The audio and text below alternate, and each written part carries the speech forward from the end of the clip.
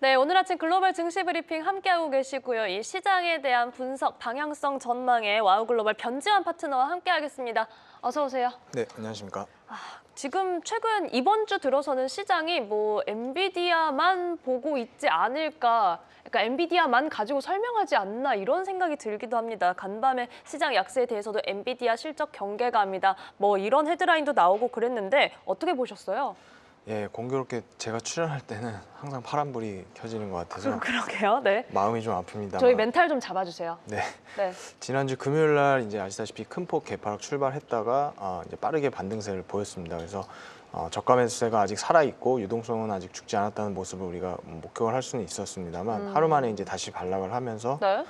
조금 이제 체력이 많이 떨어진 모습을 좀 볼 수가 있었던 것 같고, 이게 약세장 특징이 전강 후약 형태의 어떤 이런 장중 흐름들이 많이 나오거든요. 그래서 어제도 장 초반에 이제 알파벳이 지수 상승을 좀 견인하는 부분이 있었습니다만 그 뒤에 이제 계속해서 이 상승, 이 반등 의지를 보여줬었거든요. 근데 결국에는 종가 이제 오장으로 갈수록 이러한 부분들을 조금 투자 심리가 약화되면서 계속해서 좀 종가 저가 형태로 끝이 났다. 그래서 현물 기준으로 보면 네. 60일선 지난주 금요일 날 60일선을 하향 이탈했을 때 빠르게 거기서 매수세가 들어왔었거든요. 그래서 원래 이제 이런 식으로 반등이 나올 거면 계속해서 지속적으로 하루 이틀 정도는 이어져야 되는데 하루 만에 이제 그러니까요. 이런 것들이 조금 훼손되는 모습을 보면서 시장의 체력이 좀 많이 떨어진 상황인 것 같다라는 생각을 좀 많이 했습니다. 그러면은 이렇게 지금 말씀처럼 체력이 떨어진 상황에서는 엔비디아의 실적 성적표를 어떻게 소화할지 이 부분이 좀 더 걱정이 되기도 하는 것 같아요. 사실 최근에 이 기술주에 대한 좀 경계감이나 투심이 좋지 않은 상황에서 또 한 번 뭐 이를테면 팔란티어의 창업자자 억만장자죠. 피터 틸도 지분을 전량 매각했다. 이런 소식까지 나오기도 하고 사실 엔비디아는 실적 발표 나올 때마다 만족스러워 이런 반응보다는 좀 못 미치는데 이런 좀 까다로운 시선이 더 많았던 것 같거든요. 네, 그래서 지금 시장의 좀 가장 큰 내러티브 중에 하나가 이제 AI 버블과 관련해서인데 이런 그런 좀 투자 심리가 지금 안 좋은 상황 속에서 이번 주에 이제 엔비디아 실적 발표가 있습니다. 그래서 엔비디아 자체의 문제만이 아니라 지금 AI 산업 전반에 대한 평가로 좀 이어질 것이기 때문에 우리가 이제 집중해서 봐야 될 것 같은데.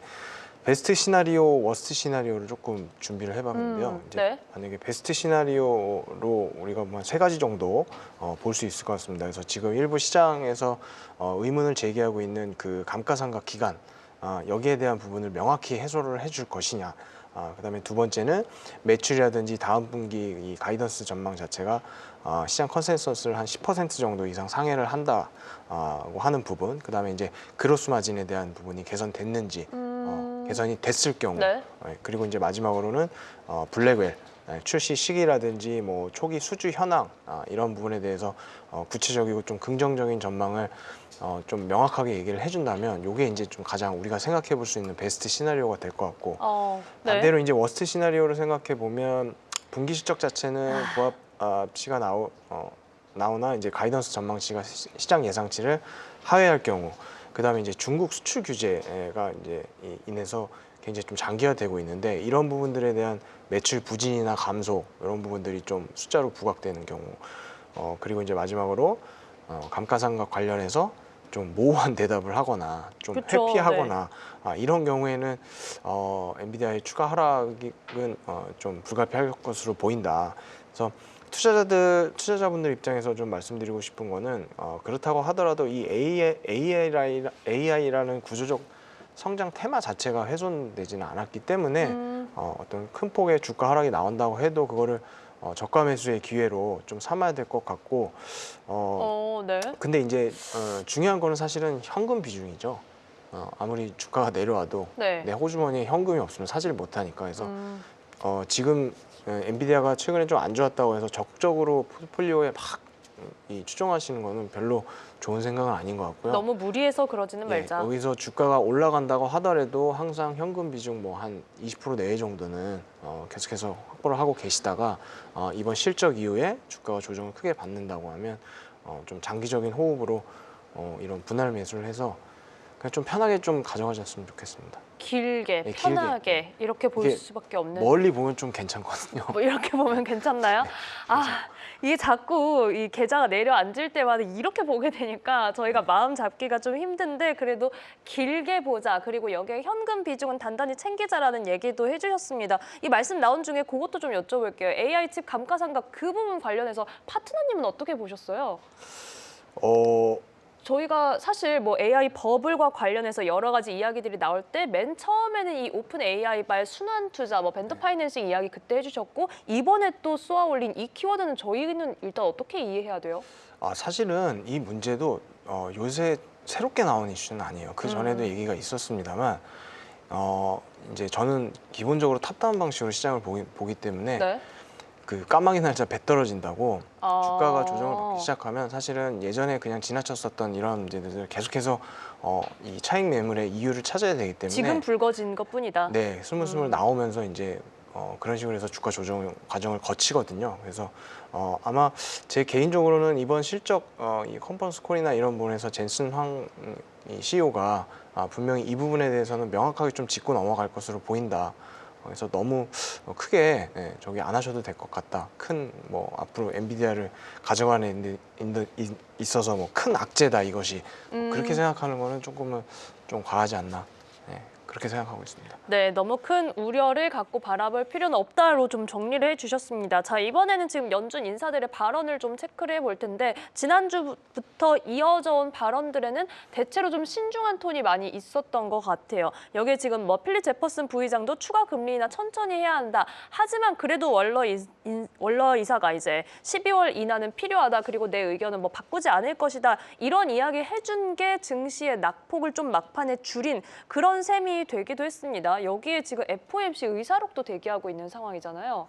예, 특히 이제 지난 10월 FOMC 같은 경우에는 이 스탠스가 연준 추가 금리, 그러니까 파월이 그때 금리 인하 안 할 수도 있다, 뭐 이런 메시지를 던져줬기 때문에 그쵸, 이 의사록 자체도 굉장히 좀 시장에서 주목을 할 걸로 보이는데 지금 뭐 분연이라는 워딩이 나올 정도로 이 전례 없는 의견 갈등을 보이고 있습니다. 그래서 금리 인하와 동결을 사이에 두고 좀처럼 의견을 좁히지 못하는 모습인데 우리가 이제 회의록을 통해서 주목해야 될 부분들은 결국 그 인플레이션 목표 도달 시점이라든지 뭐 경로라든지 이러한 부분들에 대한 각 위원들의 그 논의가 된 부분들 그래서 연준의 목표치가 2% 물가치를 달성하기 위한 시점에 대한 부분들을 각 위원들이 어떤 경로로 보고 있는지 그거를 좀 중점적으로 봐야 될 것 같고 그다음 두 번째는 네. 계속해서 금리 인하를 주장하고 있는 사이드 쪽에서는 노동시장을 얘기를 하거든요. 그래서 그렇죠. 노동시장 둔화에 대해서 이 연준 내 위원들이 각각 그 사실 노동시장을 평가하는 어떤 기준이라든지 시각 자체도 지금 다 너무 양극단으로 갈려 있는 것 같아요. 그래서 얼마나 많은 위원들이 현재 노동시장이 둔화되고 있다는 것에 대한 컨센서스를 형성하고 있는지 그런 것들을 봐야 될 것 같고 결국에는 현재 연준 내부 갈등의 근원 자체가 물가와 이제 고용에 대한 양 진영의 평가가 엇갈리면서 무게추를 어디에 둘 것인가를 가지고 싸우고 있기 때문에 말씀드렸다시피 물가 목표치 달성 경로라든지 뭐 시점, 그다음에 현재 이제 고용 시장을 바라보는 위원들의 시각들 이런 것들 그리고 특히 이제 투표권이 있는 그렇죠. 위원들이나 네. 아니면 뭐 지금 차기 의장이나 뭐 이렇게 거론되는 좀 소위 이제 방구 좀 끼는 그런 위원들의 그런 부분들 네. 좀 더 비중을 두고 보면 좋을 것 같다. 자, 그렇다면 이제 시장에서 저희가 앞서는 FOMC 의사록에 대한 관전 포인트 짚어봤습니다. 여기에 이제 셧다운을 지나고 나서 고용 지표 밀렸던 것들이 나오게 될 텐데 목요일에는 9월 고용 보고서가 나오죠? 네, 그래서 지금 이제 11월 중순인데 9월치가 이제 나오다 보니까 그러니까요. 영향이 좀 어떨지가 궁금해요. 좀 시기상으로 좀 많이 지난 데이터. 그다음에 이번 고용 네. 지표에서는 또 민간 부분은 집계가 안 돼서 공공 부분만 될 거다. 뭐 이러한 얘기들도 해서 여러모로 좀 시의성이 떨어지는 자료이긴 합니다. 네. 근데 이제 그럼에도 불구하고 시장은 이제 의미 부여를 할 것으로 보여지는데 셧다운 동안 나왔었던 이 고용 관련한 민간 지표들을 우리가 참고해 보면 이번 고용 데이터 역시 좋지 않을 것이다라고 좀 예상을 해볼 수가 있는데요. 그럼에도 불구하고 10월 FOMC 이후에 이제 투표권을 가진 최근에 위원들이 계속해서 좀 회의적인 부분들, 보수적인 발언들이 이어지고 있기 때문에 시장 반응은 좀 그야말로 좀 오리무중 상태다. 근데 어쨌든 시장이 현재는 예상할 수 있는 그런 범위를 벗어나는 굉장히 좀 이 배드이즈 굿이죠. 굉장히 안 좋은 수치를 이 결과가 나온다고 하면 단기적으로는 금리 인하의 기대감이 다시 한번 유입되면서 시장을 그쵸. 또 환호할 수 있기 때문에 이런 부분들은 좀 긍정적으로 작용하지 않겠나. 네. 근데 이제 그 워낙에 지금 이게 좀 진한 자료고 그렇게 해서 네. 시장에서는 크게 이제 소문난 잔치에 먹을 거 없다고 크게 그렇게 반응을 안 할 수도 있을 것 같습니다. 아예 좀 반응이 별로 없거나 아니면은 좀 오히려 차라리 고용 지표가 많이 나쁘게 나왔을 때는 금리 인하 기대감에 다시 좀 불을 지필 수 있을 네네네. 것이다. 이 부분 저희가 시나리오별로 해석을 해봤습니다. 시장에 그러면 이번 주에는 또 이 소비주의 실적 발표도 대기하고 있습니다. 당장 이제 오늘 장에 홈디포의 실적이 기다리고 있고 뭐 타깃 이런 기업들이 대기를 하고 있는 상황인데 저희가 사실 소비 체력, 뭐 소비 양극화에 대한 진단이 조금씩 계속해서 나오고 있었잖아요. 이런 실적 발표도 좀 시장에 영향력을 줄 수 있을까요? 네, 홈디포와 이제 이 월마트는 말씀드렸다시피 이 소비 섹터의 어떤 이 투자자들이 참고하는 기준으로 많이 중요하죠, 이제 네. 활용이 되는데 홈디포 같은 경우는 건설업자라든지 뭐 리모델링 이런 그 전문가 고객들이 있고요. 그다음에 이제 일반 소비자 고객으로 좀 나눠집니다. 근데 일반 소비자 고객 같은 경우는 아시다시피 이제 고금리라든지 그다음에 뭐 원자재값 상승 이런 것들에서 수요 자체가 안 좋은 상황이기 때문에 사실은 이번 홈디포 시장은 크게 기대하기는 힘든 상황, 기대치가 굉장히 낮은 상황이라고 말씀드릴 수 있을 것 같고, 그다음에 월마트 같은 경우도 물가가 많이 올라가면서 이제 기존에 뭐 코스트코나 타겟 이런 고객층들의 소비층들이 이제 좀 아래로 내려오면서 이동되고 있는지 여부가 실적에서 좀 중요할 걸로 보여지고 방문 빈도라든지 뭐 동일 매장 매출 네. 이러한 부분들을 실적 항목에서 좀 보시면 확인이 가능할 것 같습니다. 그리고 월마트 같은 경우는 사실은 호실적을 발표한다고 하면 아직까지는 미국의 어떤 그런 그 소비 체력이 견고하다라는 신호로 좀 시장이 해석할 여지가 있고요.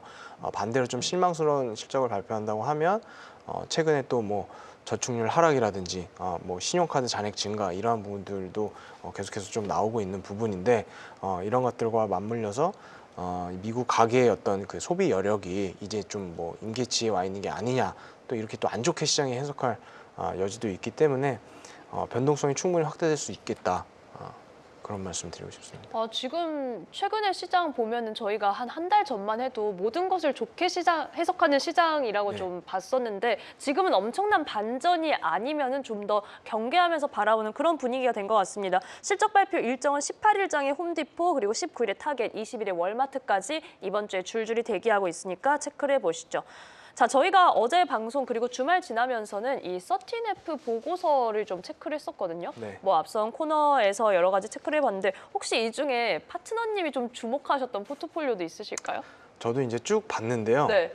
그 헤지펀드가 눈에 들어오더라고요. 아마 모르실 텐데 네. 그린라이트 캐피탈이라고 이제 그린라이트 뉴욕의 캐피탈? 네. 그린라이트. 네. 네. 그 뉴욕에 본사를 두고 있고 이제 20억 달러 정도 수준의 포트폴리오를 가지고 있더라고요. 그래서 여기는 제가 보니까 이 문제가 있는 기업들을 찾아내서 네. 공매도를 하는 아이고.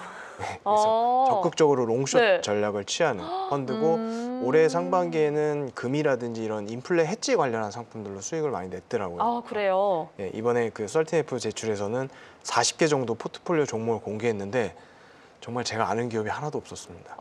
네, 그래서 굉장히 좀 인상 깊었던. 네, 저도 숏을 좋아하거든요.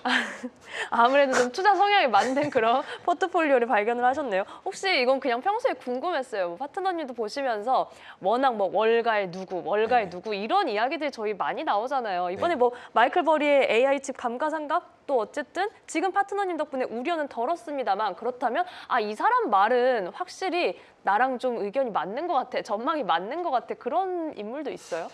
이거 얘기하면 욕먹을 것 같은데. 그래요? 네. 근데 이제 저는 사실 워렌 버핏은 별로 좋아하지 않습니다. 별로 좋아하지 않고 그다음에 이유는요? 투자 성향 달라서 너무 워렌- 스타일이? 뭐 그런 약간 좀 글쎄 워렌 버핏은 좋은 주식을 샀다기보다는 저는 시간을 샀다고 생각하는 때문에 그래서 저는 조금 이렇게 네. 예전에 뭐 조지 소로스처럼 비싼 걸 더 비싸게 팔거나 뭐 이런 걸 좀 좋아합니다. 아, 그런 게 진짜 투자의 귀재라고 연동성, 생각하시는? 예, 그렇죠. 네. 그래서 오히려 아니면 손정희 같은 분들 리스크를 감당하고 과감하게 투자를 하는 어떤 그런 자기 자신의 어떤 그 직관이나 이런 것들을 활용해서 그런 어떤 좀 이 와일드한 스타일을 좀 좋아하는 편이라. 아, 예. 그러면은 지금 말씀 나온 김에 하나만 추가로 여쭤볼게요. 지금 워런 버핏의 지금 알파벳에 주목을 했다라는 게 기술주에 또 오랜만에 주목을 했다라고 하면서 화제가 되고 네네. 오늘도 약세장에서 홀로 좀 그린라이트 켜내는 그런 모습을 보였어요. 이것도 그럼 알파벳에 시간을 샀다고 좀 보실까요? 제가 알기로는 네. 이게 이제 버크셔 해서웨이에서 이제 했기 때문에 다들 워렌 버핏이 뭔가 의사결정을 했다고 생각하시는 것 같은데 아, 제가 그게 알기로는 워렌 아니시다. 버핏의 이 결정이 아니었던 걸로 알고 있어요. 저희 뭐 보고서 분석 안에도 이게 다른 투자 매니저들의 이런 성향이 좀 드러났을 수 있다 이런 분석이 있더라고요. 네네네. 그래서 아마 그럴 그건 다르다. 거의 100%입니다. 그 네. 할아버지가 알파벳을 지금 샀을 리가 없습니다.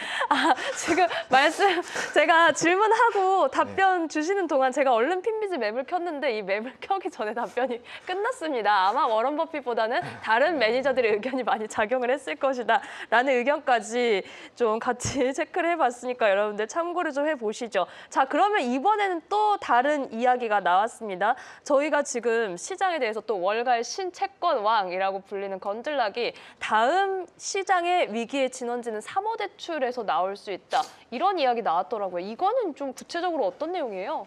이제 전통적인 금융권 외에 이런 사모대출 시장에서의 아시다시피 최근에 계속해서 대규모 어떤 이런 대출 계약건들이 많이 발생하고 있는데 시장에서 우려하고 있는 부분들을 조금 살펴보면 한 4가지 정도를 좀 볼 수 있을 것 같아요. 그래서 네. 첫 번째는 이 폐쇄성에 있습니다. 사모대출 영역 현재 이루어지는 계약 자체가 굉장히 폐쇄적인 경우가 많다라는 거에서 뭐 담보 구조라든지 뭐 차입자의 재무 상태라든지 이런 어떤 그 외부에서 파악하기 힘든 그런 구조를 띠고 있다는 것이 이제 첫 번째고, 두 번째 같은 경우에는 대출 자산의 가치 평가 자체가 대부분 그 운용사 내에 어떤 자체 모델에 좀 의존을 하고 있습니다. 그래서 실제보다 이렇게 되면 높게 책정이 되거나 뭐 부실이 좀 은폐될 가능성이 있다. 그래서 금융위기 당시에 뭐 평가 쇼핑 이런 얘기들이 있었잖아요. 이제 그래서 그런 것들과 좀 유사하다. 그런 지적이 이제 두 번째가 있고, 네. 그 다음에 약정 완화 대출의 형태를 띠는 계약들이 이제 대부분이라는 건데, 이거는 뭐냐면 이제 쉽게 말씀드리면 차입자가 이제 재무 상태가 악화되더라도, 그러니까 우리가 돈을 빌리고 이자를 못 내면 바로 압류 들어와서 경매 넘어가잖아요. 근데 그쵸. 이러한 것들이 굉장히 느슨하게 조항이 돼 있다거나 아예 없는 대출 계약건들도 지금 굉장히 많습니다. 그래서 어떤 위험이 발생했을 때 즉각적으로 뭔가 이것을 처리할 수 있는 그런 형태가 아니다 보니까 이러한 부분들도 시장에서 좀 우려를 하고 있다. 그리고 뭐 가장 많은 분들이 지금 우려하는 부분일 것 같은데, 이제 중복 레버리지 같은 부분이죠. 그러니까 뭐 예를 들면 엔비디아가 이제 사모펀드에 출자를 해주고 네. 사모펀드가 뭐 오라클에 돈을 빌려주고 그쵸. 오라클은 다시 엔비디아의 칩을 사주고, 이러한 부분들, 이런 부분이 좀 얽혀 있는 부분들, 왼손에서 왼쪽 주머니 빼서 오른쪽으로 넣는 그런 어떤 형태들이 많기 때문에 크게 이제 이런 4가지 정도를 시장에서 우려하고 있다. 근데 아직까지는 뭐 사모시장 그 이 문제 자체가 금융 시스템 전체로까지 전이되지는 않을 거다라는 게 이제 중론이고, 그 아직까지는 그래서 우리 투자자들 입장에서도 뭐 적극적으로 현금 비중을 확 올려가지고 대응을 할 필요는 없다고 보여지고요. 네. 뭐 부도율 상승이나 아니면 그 신용 스프레드 확대되거나 뭐 이런 시장 지표들이 좀 있습니다. 이런 것들을 평소에 서치를 하셔서 평소에 조금 관심을 가지시고 그런 그래프들 변화, 차트 변화 이런 거를 보시면은 조금 선제적으로 또 대응을 리스크 관리 하실 수 있지 않을까, 그런 말씀 드리고 싶습니다. 네, 공부를 좀 해야 될 것 같은데 이따 잠시 후에 파트너님과 함께 공부하는 방법도 좀 여쭤보겠습니다. 자, 이번에는 지금 엔화의 방향성도 저희가 좀 체크를 해볼게요. 엔화 약세가 좀 지속이 되고 있는 가운데 최근에는 또 중일 갈등이 시장의 또 하나의 변수로 좀 떠오른 것 같아요. 네, 그 아시다시피 뭐 대만 해협 관련해서 이제 마찰이 좀 있는데요.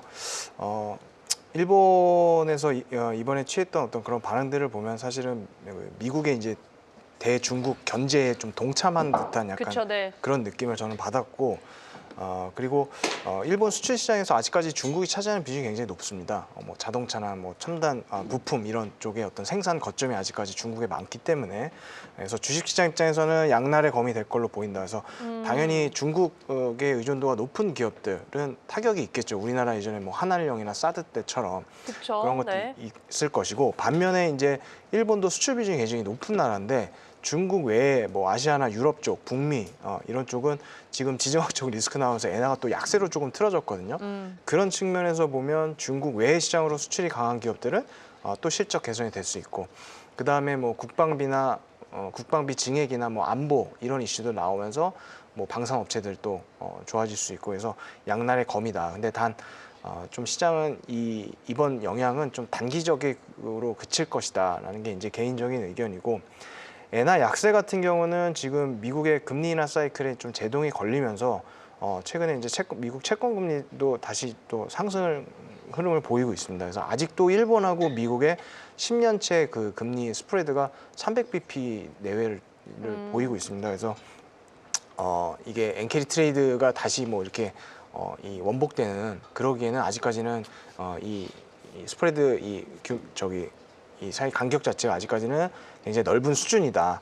그래서 일본의 물가 상승률이 굉장히 심각한데 사실은 요거는 수요 사이드보다는 공급 사이드 측면에서 좀 더 이게 견인을 하고 있거든요. 수입 물가가 이제 상승하면서 그래서 BOJ라든지 아니면 우에다 총리 같은 경우는 이 일본의 인플레에 관한 부분이 수요 사이드에서 확인이 되기 전까지는 조금 신중한 정책 노선을 탈 가능성이 있어 보이고 지난번에 이제 BOJ에서 구두 개입 한번 했었어요. 기억나실 수 있을지 모르겠습니다만, 근데 요게 이제 제가 볼 때는 한 156 정도까지 가면은 거기서는 다시 한번 좀 이런 BOJ에서 이런 움직임들이 나올 수 있어 보이기 때문에 추가적으로 하락폭 자체가 크지는 않겠습니다만 이런 이 약세 흐름 자체는 계속해서 연말까지 조금 유지되지 않겠나 그렇게 좀 예상하고 있습니다. 자, 당분간 유지될 것이다. 우선 오늘은 지금 엔달러 환율 155엔 선 초반대에서 좀 움직이고 있습니다. 자, 그렇다면 이제 오늘장 시장의 방향성 저희 어떻게 봐야 될까요?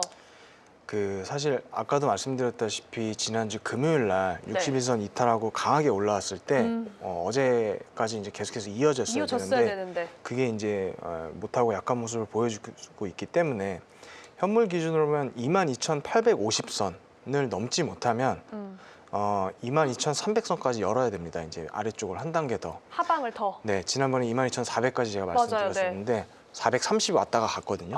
네. 지금 또 이런 모습을 보면 제 개인적으로는 좀 더 밀릴 것 같습니다. 그래서 22,300까지 좀 열어두고 봐야 될 것 같고. 근데 그게 더 밀리는 게 시장의 조정이에요? 아니면 조정이죠. 추세 전환 막 이렇게까지는 아직 아니요. 걱정할 그건 게 아닌 아니고요. 거죠? 네. 그래서 그렇게 되면 지금 타임 테이블상 수요일 날 엔비디아, FOMC 그쵸. 그다음에 네.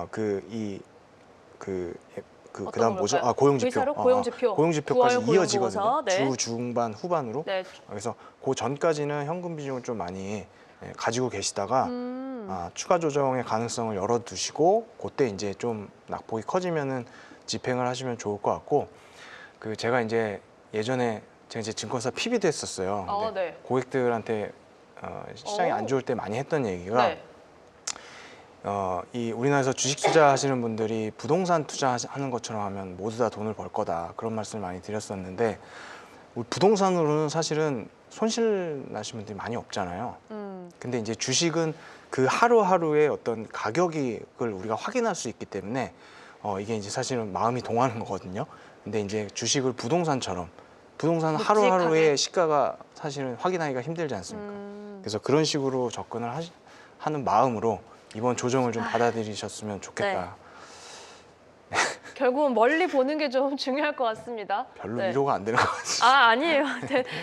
되긴 하는데 좀 더 네. 마음을 다잡을 필요가 있는 것 같습니다. 이렇게 좀 어렵고 약간 난처할 수도 있는 시장에서 그래도 파트너님 수익률 좋으시다고 들었는데요.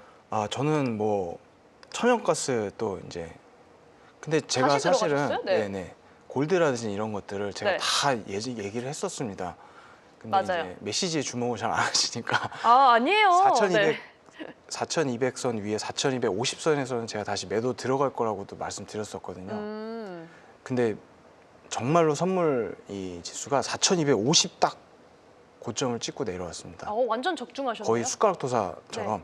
여기서 딱 나와 네. 하고. 네, 그래서 그런 부분들도 있었고 천연가스도 뭐 이런 지금 좀 어저께 이제 크게 좀 낙폭을 했었는데 그저께 이제 다시 신규로 들어가서 그래서 이제 주식시장 쪽은 계속해서 저는 좀 기다리는 포지션으로 좀 가져가려고 하고 있고 네. 그 외에 어떤 자산시장들에 좀 주목을 하면서 에너지라든지 아니면 뭐 귀금속이라든지 통화라든지 뭐 이런 부분들에서 계속해서 제가 말씀드렸다시피 너무 주식시장만 보지 마시고 이렇게 좀 시야를 넓히시면 의외로 기회들이 많이 있다 시장에.